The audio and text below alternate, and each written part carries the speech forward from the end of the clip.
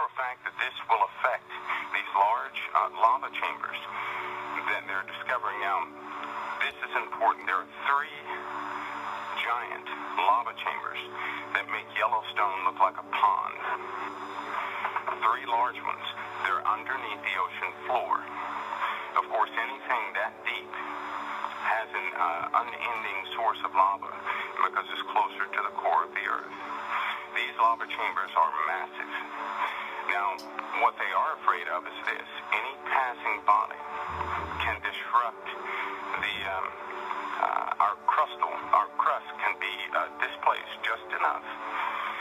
And if that happens over these lava chambers, it will blow the top of the seafloor up into the air, at least 2 to 4 miles. Now just imagine that for a moment. Just imagine large rocks, a large Mount Everest size cap of a lava chamber flying up into the air 3 to 4 miles. That would be destructive beyond belief, not to mention what pushed it up are gases and lava. That would just be a bad scenario. Hello everyone, welcome to Crusaders 2127. Volcano erupts in Papua New Guinea, prompting evacuations. Massive eruption. Port Moresby, Papua New Guinea. Mount Tavurvur, I have no idea how you say that, in Papua New Guinea, erupted on early Friday, spewing rocks and ashes high into the air and forcing the evacuation of nearby communities. Authorities in the South Pacific nation said flights between Australia and Asia were also affected. Volcano erupts in Papua New Guinea, prompting evacuations. Check it out. Bingo. There's one. That's another one for Papua New Guinea. Now, lava erupts at Iceland volcano. Lava is streaming from an eruption north of Iceland's Barbadunga volcano. The Icelandic Met Office has confirmed magma broke through a rift in an older lava flow around midnight, local time 8 p.m. ET. The new fissure is 0.6 miles, 1 kilometer long, according to early estimates. The lava field is 5.5 miles north of the Dingzhuzhukil Glacier. That's a good guess. In a region between Barbadunga volcano and the nearby Ashka volcano. Scientists monitoring Barbadunga's activity are camped near the eruption and confirmed the fiery lava has emerged. Small lava fountains and orange glow also appeared on the region's live webcams here and here. This is all posted on the website, so go ahead and check out 2127news.net. You're going to get all this information, how it's tied to Yellowstone, how all the volcanoes seem to be erupting all over the world. What's going on? It's all prophecy. It is all prophecy. These are all birth pains. And now volcanoes are erupting. This also threatens the European and East Coast flight paths because they'll be covered in ash. Nobody can see. Barbadunga volcano is now at red alert, diverting planes around the area above the eruption. There is no ash cloud from the eruption at this time. Officials also rate Ashka volcano on yellow alert. The area around the eruption has been closed to visitors since the earthquake swarm first shook the volcano on August 16th. That's interesting because we have a ton of earthquake swarms around Yellowstone right now. A ton. Oh, it's just normal. No, nothing to be alarmed about. When it's kind of interesting because Iceland, this is according to one of my sources, Iceland volcanoes have a tie to Yellowstone in many different ways. So do all the volcanoes all around the earth. A lot of it is spiritual. The other part, well, it's physical, obviously. The third part is Iceland geologists who once kind of suppressed this volcano. They got it to slow down or stop, I can't remember, by relieving pressure around the volcano, are doing the same thing at Yellowstone. That's what they're doing at Yellowstone. That's why it hasn't erupted yet. No clue as to what time, but we know they're getting panicked. And I said this in February. God knows what they're doing right now. God knows how much of a panic they're in right now. The latest from Yellowstone that I'd actually heard about was the roads were melting. It's going to be a big one. A massive volcanic eruption. It will disrupt the entire United States. It'll rip it in half. And there's also proof that I've posted about that the New Madrid fault line is also tied to Yellowstone. So once Yellowstone goes, most likely that's going to go as well. The maps add up. I've got it posted. 2127news.net. Go check it out. God bless.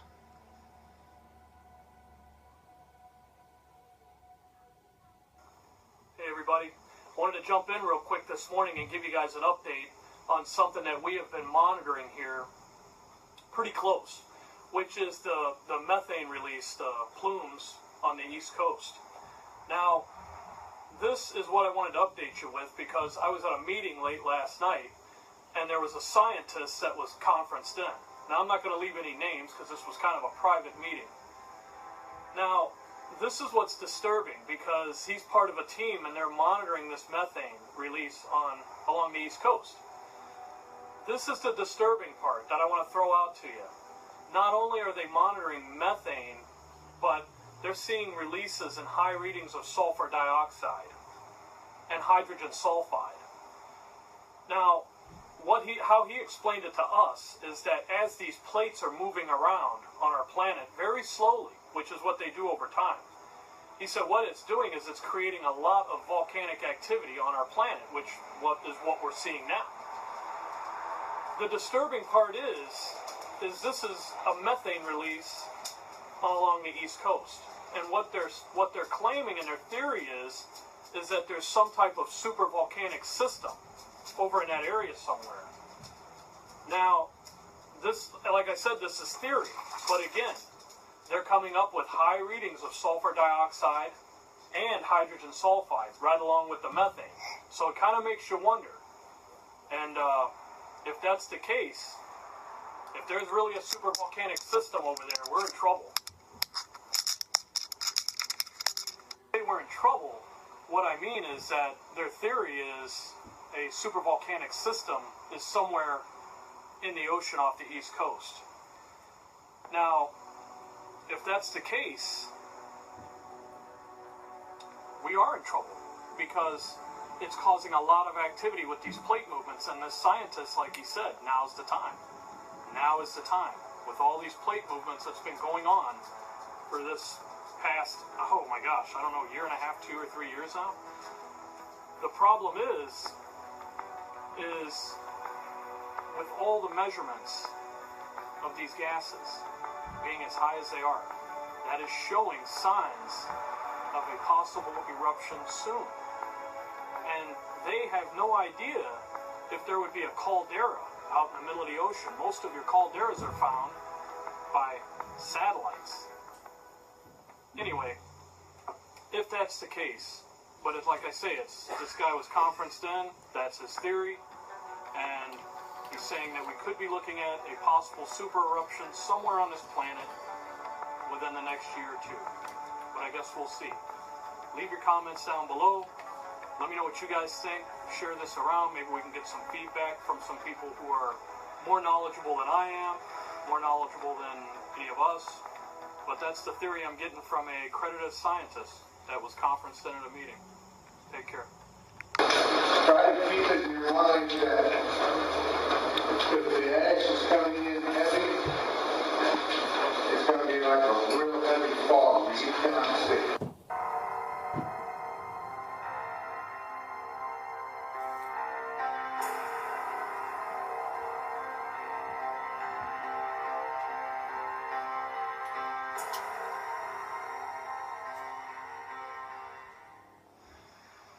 Well, nothing unprecedented about the wildfires in Oregon and Washington, but the methane plumes in the Atlantic, haven't seen those before.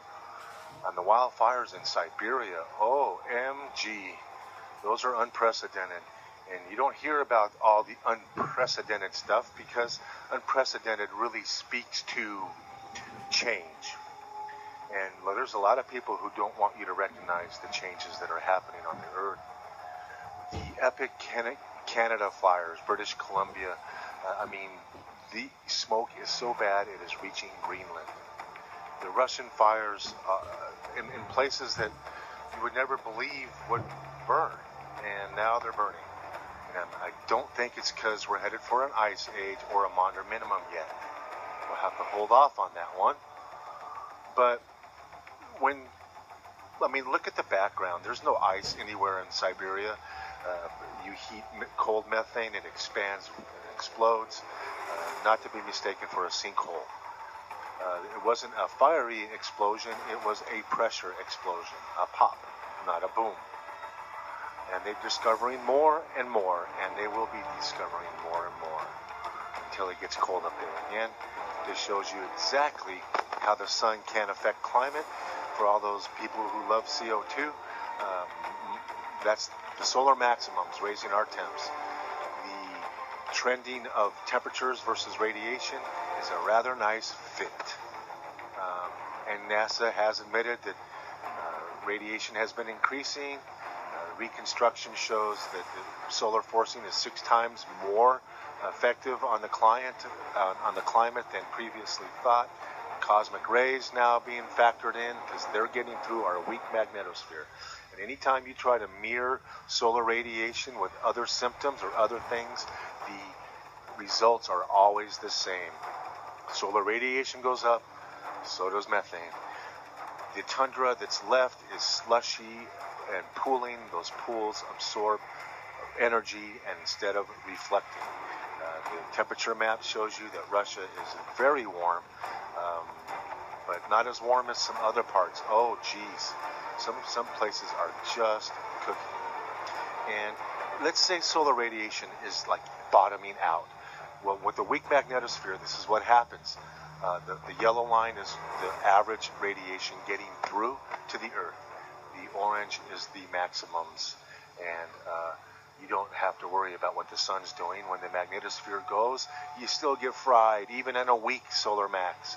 The ozone hole, too, plays a huge role, twice as big as 20 years ago, and we all know chemtrails destroy ozone from the aluminum. The irradiance argument is a joke and then funnier than heck. We propose a theory on the sun irradiance is higher than the sunspots should indicate. We still stand by that, by the way. We show you this because of the magnetic pole lines, the magnetic field lines on the south pole of the sun look disturbed and they don't look normal. They're being pulled in the same direction. While the North Pole is almost absent of these field lines, but the ones are generally nice and round like the normal magnetic field lines should look. But the fires in Russia are very disturbing. But why something is happening is never as important as the fact that it is happening. Why these oceans are boiling hot is not as important as the fact that they're boiling hot. And we cannot take our eye off this ball.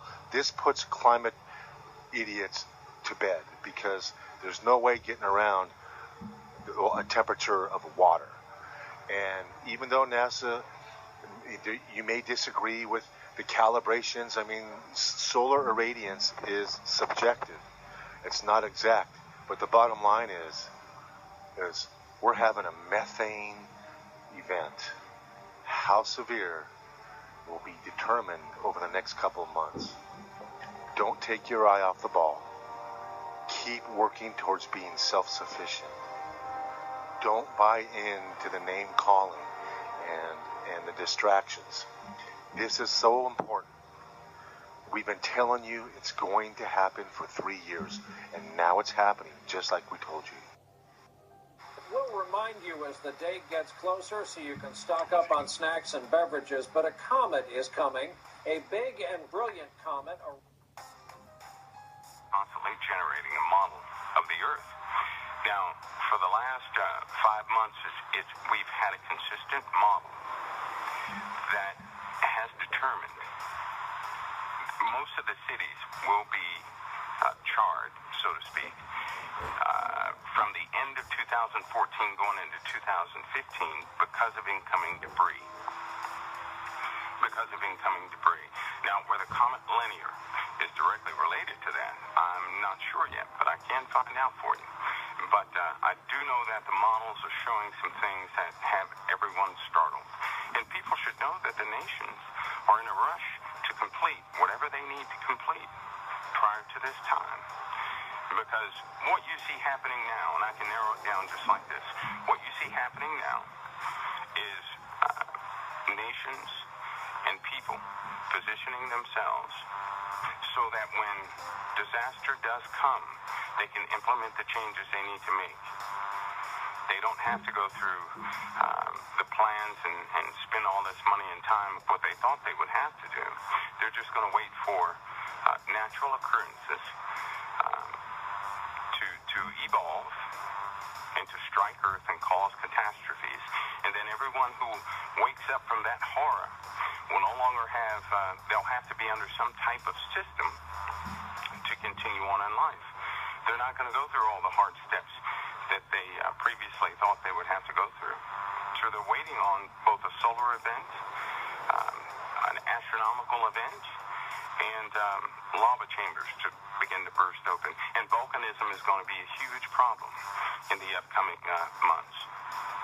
I mean, we're facing a culmination of things. You know, they're still saying that the straight line winds will be around 150 miles an hour.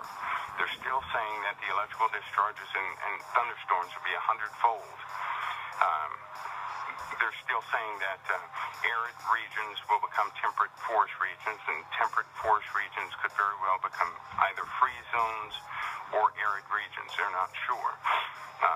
So we're really looking at not only geological changes, atmospheric changes, but we're in a very unstable part of the galaxy. Yeah, I've got the same feeling, Michael. When I came out of White Sands, New Mexico, in that area, you drive through that big lava bed as you're going towards Roswell. There, and it makes you think of the past that the Earth has been through, these super events like this.